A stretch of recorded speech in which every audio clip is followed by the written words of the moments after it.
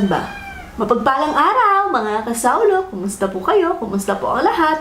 Ngayong araw po, ay meron po tayo dito lechon kawali sa Mexican o Spaniard. Basta yan. Yung tawag nila dyan, chicharron eh. Oo, tapos meron po tayo ditong homemade guacamole. Tsaka, ay, suka po dito. So, ayan mga kasaulo, huwag natin patagalin pa. Saulo po tayo, mga dampo, Hinga Pampanga. Tara po, sabay-sabay po tayo mga tapo.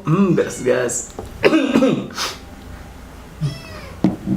Baka nandinig mo lang yung chicharon kasi may narinig akong shorts na gano'n. Sa TikTok. Chicharon. Kita ko lang to sa parang ganun, TikTok. sabi niya. Oo. Pero di ako sigurado, comment lang po. Chicharon yung tawag, chicharon. Kasi nadinig ko lang eh. Kala ko na-mispronounce niya lang yung or napagpalit niya. Ganun Try po talaga. natin. Parang Gerber eh. Mm.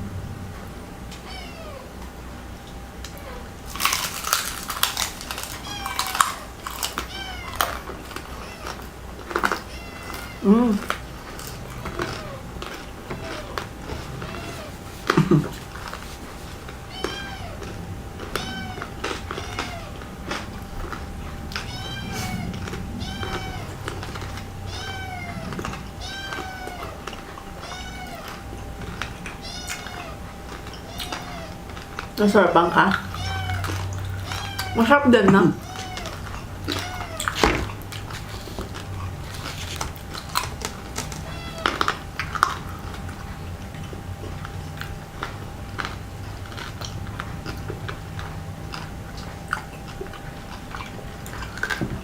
Super duper crunchy. Lasa talaga siyang chicharon. Pero masarap siya.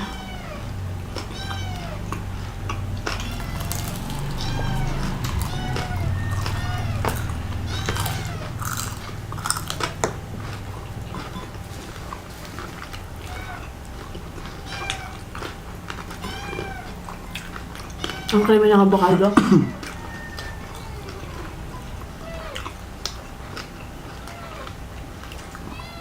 Kasi first time siya sa combination na panlasa ko. Okay naman siya. Na-hype lang ako nung una kasi di tayo pagkakapareho ng panlasa kasi nga iba-iba po tayo ng lahi.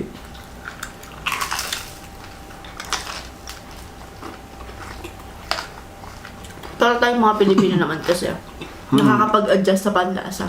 Kaya okay siya. Hindi okay siya. Bakit na-adjust ko lang yung panlasa ko ganun? Tsaka mahilig tayo sa pagkain kaya okay siya.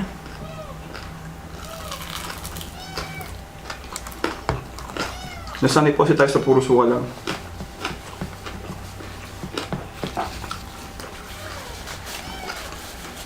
Hindi okay siya. Okay ka. Harap. Okay siya. Masarap siya. Good combination po siya. Good pa sa kung may pinapasok po yung lifestyle o diet, Pwede siya. pwede po siya. Kasi avocado po eh. Meron tayong shorts dito, tapos wala siyang sugar. Kaya din siya. Kung kaya natin Adjust nyo lang po siya sa tamang timpla nyo na pang diet nyo. Pwede.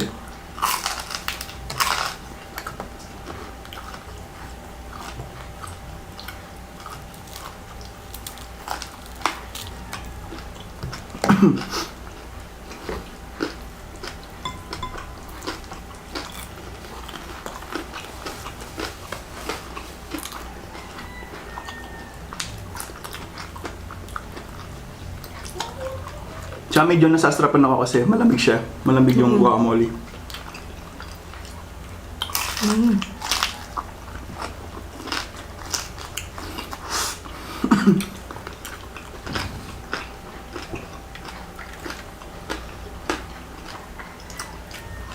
Sarap. Late reaction na ako sa. Masarap siya. Unang tikim mo, medyo ano siya. Off siya Kasi sa... bago, oo. Bago siya. Parang masarap. Kasi ang sarap nung guacamole sa nachos. Tsaka Kaya nga. tacos. Oo. Nag-blend yung lasa ng kasi may isang kapto na asin ganun.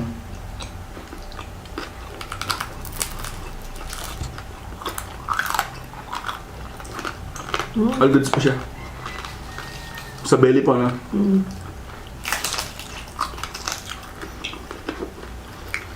Wala siya ng sibuyas, kamatis. Sarap.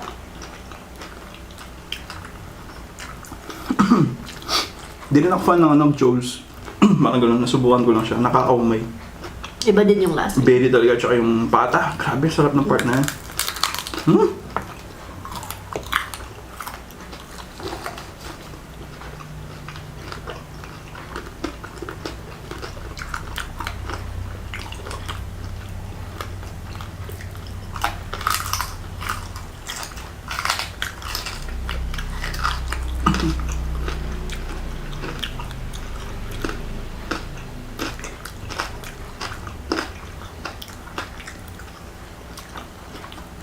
Good siya, goods.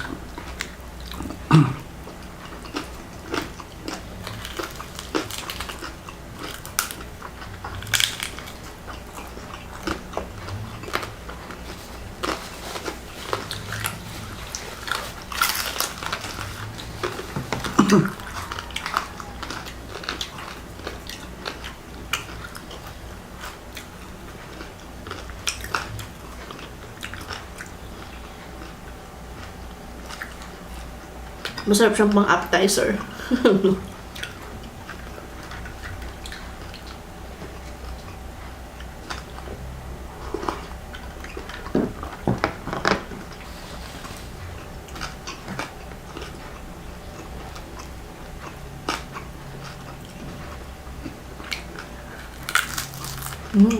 Wow.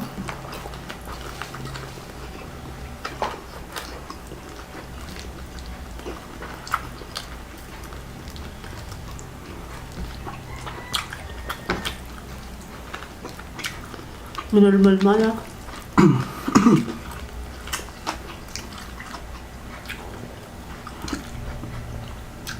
Siya nga ano, excuse me po. Yun nga yung mahilig ako sa ganito, yung hindi sa akin sapat yung ganun lang. Ay! Nahulog tuloy.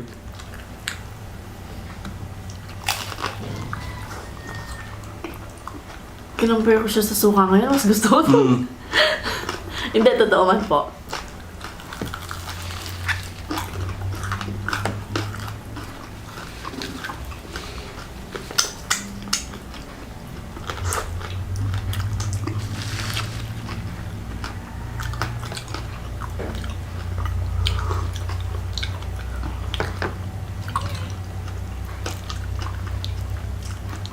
Kumbaga may twist yung lasa. Pero I must try po siya. Nung una medyo ano po, off lang po siya sa akin kasi bago lang po yung malasa niya. Pero ngayon parang asarap po niya. No?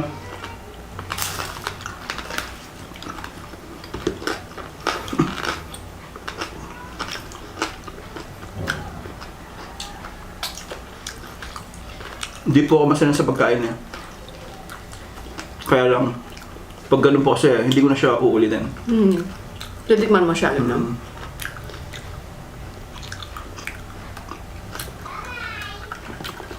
Pero ito kaulit-ulit.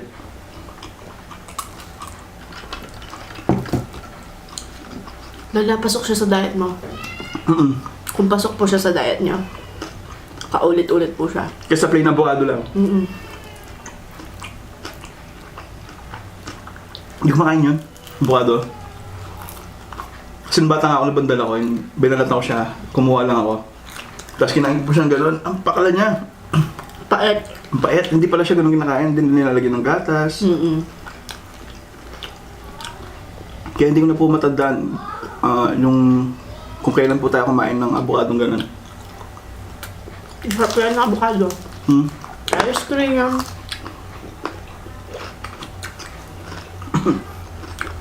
Gusto flavor ng avocado masarap. Na-appreciate ko siya nung nakaraan.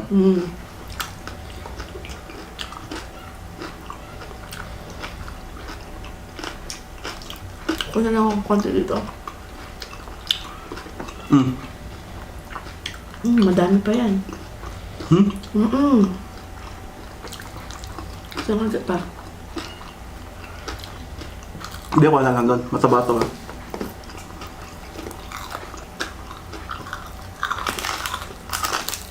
Mas masarap nga may fat eh.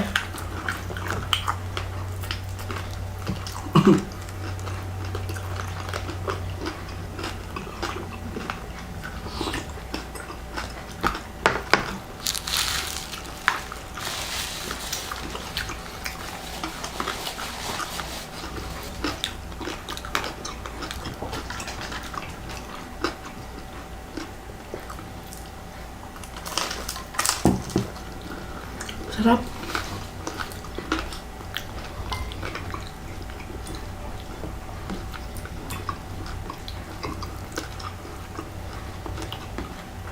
Hindi man ako maganito.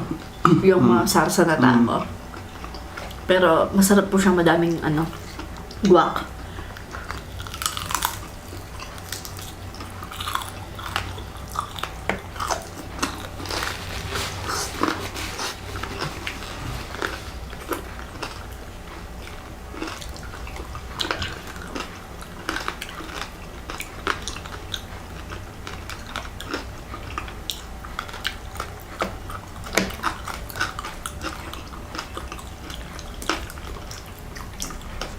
Fish oil bulad. Ang sarap pa ng karne. Ganun pala yun. Pag nalagyan mo ng suka, yung pagka-crunchy niya parang matigas. Hindi siya goods. Masarap siya. Di maaalis yung pagka-crunchy niyan. Yun nga. Kaya good siya eh.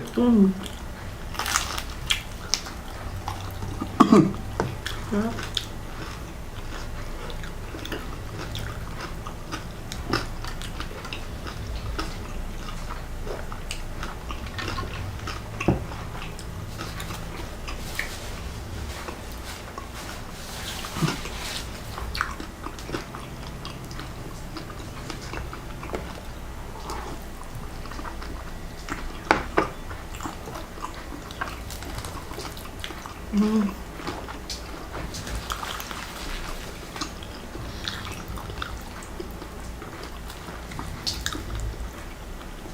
Sarap ng cilantro.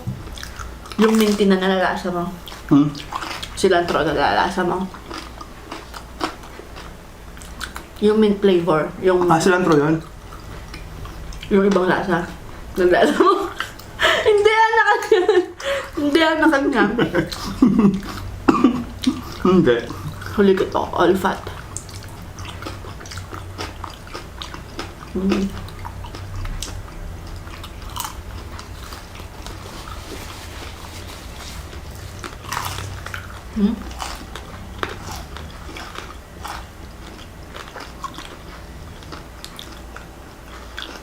Sarap, di man siya nakakaumay.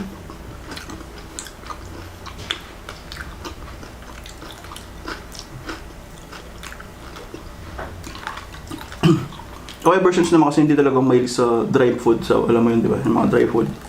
Diba, kinain ko lang po talaga nun to. Dahil sa lifestyle po na ginawa ko nun. Diba, hindi po talaga addict sa mga perito. Mas Ayun more siya. on na masarsa po ako na tao. Masarsa. Gusto po niya yung mga ulam na mas masarsa. Tsaka sabaw, ganyan. Pero yung prito-prito, hindi po siya mahilig. Magpiprito siya. Pag ulam po natin, prito. Tapos mag-aano po siya, sausawan siya na suka din or ketchup. Inuulam pa po niya inilalagay niya yung ketchup sa kanin para magka-sarsa yung kanin niya. I thank you po Lord. Laki nun ah. I thank you po Lord.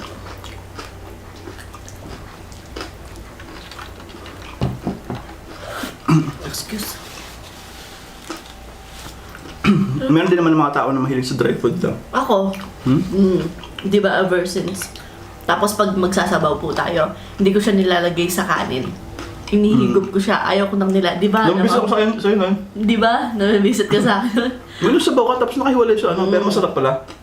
Nakahiwalay. Pero sabi nga, pati ng mga ibang lahi, ibang, yung mga Filipino daw, yung the way they eat soup with rice, inahalo nila. Inahalo nila yung soup. Di ba sila, hiwalay yung soup at saka yung Ako ganun po, ayaw ko nang nilalagay sa Kaya nga yung, di ako relate dun sa KFC tas gravy. Masarap yan! Di ba? Kita mo, di po ako di ko po binubuhos. Gusto mo ganun, masarap naman. Mm.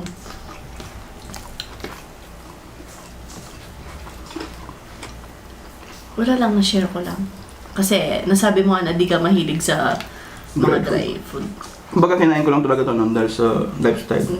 Gusto ko lang dun sa KFC yung flavor shots meal nila. Yung kasali na yung gravy dun sa ulam. Tsaka yung mga bata mas gusto nila ng may sabaw. Si ate, medyo mas gusto niya yung dry. Gusto din niya ng inihigop din yung sabaw din, ganon. Si Raya gusto niya pabuhos. Si Raya naman Gusto po, niya gusto niya lumalapaw yung sabaw. gusto niya mas madami yung Katuwa nga ako eh. sabaw sa kanin para siya, lugaw, ganon. Oo, bang ganun. Kasi nilalagyan ko konti lang yun. Sige pa, sabi niya. Oo. Gusto niya, di niya nakikita yung kanin sa sabaw. Gusto niya nasusiming yung kanin sa sabaw. Oo. Yun yung gusto niya. Sa'yo lahat, no? Pati ugali, sa'yo. Birth month na. Sa'yo nga lahat. Pati birth month, pati yung itsura niya. Sabi nga ng Lord ko ano yung puno, shampoo nga.